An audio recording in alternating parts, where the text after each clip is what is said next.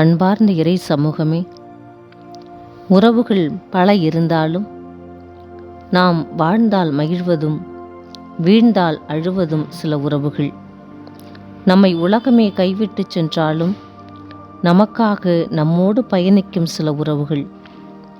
இன்றைய நற்செய்தியானது புனித மார்க் நற்செய்தி அதிகாரம் 3 இறை வசனங்கள் 31 முதல் 35 முடிய உள்ள பகுதியில் இயேசு யார் என் தாய், யார் என் சகோதரர் என்று கேட்கிறார்.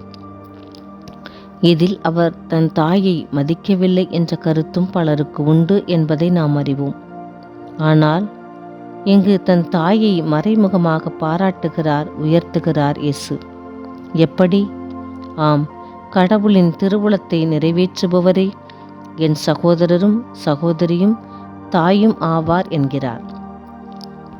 அன்னை மரியாள் இறைவனின் திட்டத்தை நிறைவேற்றுவதில் முதன்மையாய் செயல்பட்டார்.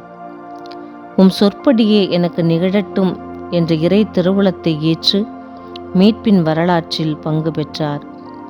கல்வாரி மலையில் வியாகுல தாயாய் இறை திட்டத்தை நிறைவேற்றினார்.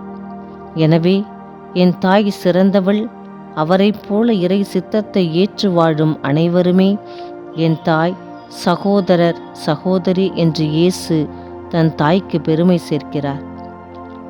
ஒரு சிறிய கதை. சில நூற்றாண்டுகளுக்கு முன்பு ஜப்பானிய தேசத்தில் ஒரு பாரம்பரிய வழக்கம் இருந்தது.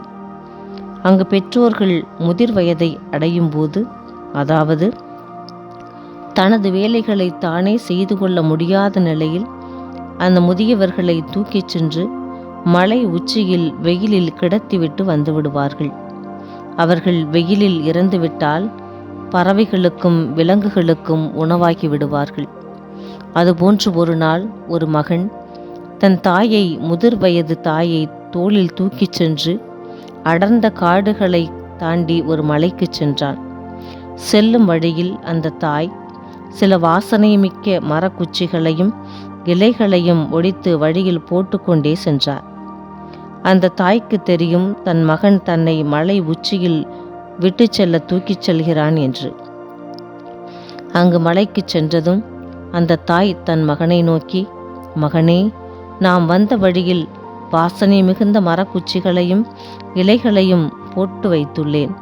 எனவே நீ திரும்பி வீடு செல்லும்போது அந்த வாசனை குச்சிகளையும் இலைகளையும் அடையாளமாக வைத்துக்கொண்டு வழிமாறாமல் பத்திரமாக வீட்டிற்கு செல் என்று கூறினாள்.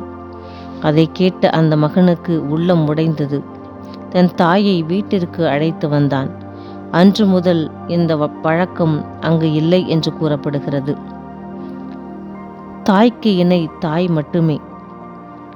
எனவேதான் கடவுளும் அன்னை மரியாளை விண்ணக மன்னக அரசியாக மகுடம் சூட்டுகிறார். மனிதர்களுக்கு உறவு முக்கியம்தான். ஆனால் அது தன் குடும்பம், ஜாதி, உறவு, நண்பர்கள் என்பதையெல்லாம் தாண்டி அனைவரையும் அன்பு செய்து வாழ வேண்டும் என்று இயேசு குறிப்பிடுகிறார். இறையாட்சி பணியில் இரத்த உறவை காட்டிலும் சீடத்துவ உறவே சிறந்தது என்று இயேசு எடுத்து காட்டுகிறார். ஆம், இயேசுவின் பிரியமானவர்களே, நாமும் அன்னை மரியாளை போன்று இறை சித்தம் உணர்ந்து இயேசுவின் சிறந்த சீடர்களாக வாழ இயேசுவின் மதிப்பீடுகளை நம் வாழ்வாக்குவோம். நன்றி.